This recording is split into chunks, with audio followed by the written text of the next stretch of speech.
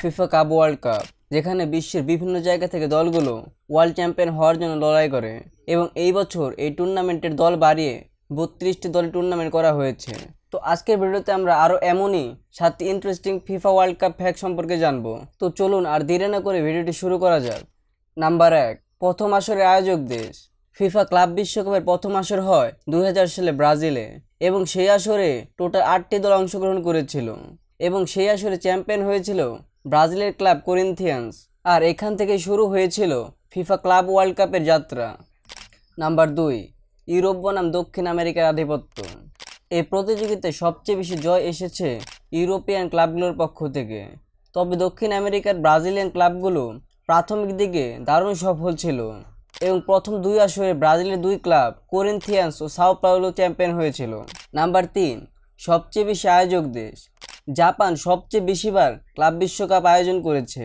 তারা সব মিলে এখন পর্যন্ত 8 বার এই টুর্নামেন্টে আয়োজন করেছে এবং জাপানের পরপরই রয়েছে ইউএই, তারা 5 বার এই টুর্নামেন্টে আয়োজন করেছে। নাম্বার 4, সবচেয়ে বড় ব্যবধানে জয়।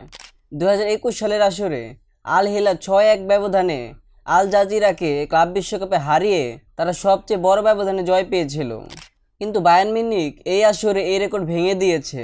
তার অকল্যান্ড সিটির বিপক্ষে 10-0 গোলের ব্যবধানে জিতে নতুন রেকর্ড গড়ে ফেলেছে। নাম্বার 5, সর্বাধিক শিরোপাজয়ী ক্লাব। রিয়াল মাদ্রিদ এখন পর্যন্ত 5 বার ক্লাব বিশ্বকাপ জিতেছে, যা যে কোনো ক্লাবের চেয়ে বেশি। তারা ইউসিএল এর পাশাপাশি ক্লাব বিশ্বকাপের সবথেকে সফলতম দল, আর এজন্য হয়তোবা তাদের বলা হয় রয়্যাল মাদ্রিদ। নাম্বার 6, একমাত্র ক্লাব যারা একই বছর ট্রেবল ও ক্লাব বিশ্বকাপ জিতেছে। তো এই কীর্তিটি করেছে বার্সেলোনা 2009 সালে। তার একই বছর লা লিগা, কোপা দেল রে, ইউএফা চ্যাম্পিয়ন্স লিগ এবং ক্লাব বিশ্বকাপ সহ 6টি শিরোপা জিতেছিল। এটি এক কথায় ফুটবলের এক সুপার ইয়ার ছিল। নাম্বার 7, সবচেয়ে কনিষ্ঠ গোলদাতা। আলেক্সান্দ্রে পাতো, যে কিনা 2006 সালে মাত্র 17 বছর বয়সে সেমিফাইনাল ম্যাচে আল আহলির বিপক্ষে গোল করে সর্বকনিষ্ঠ গোলদাতা হিসেবে রেকর্ড বুকে নাম লিখিয়েছিলেন।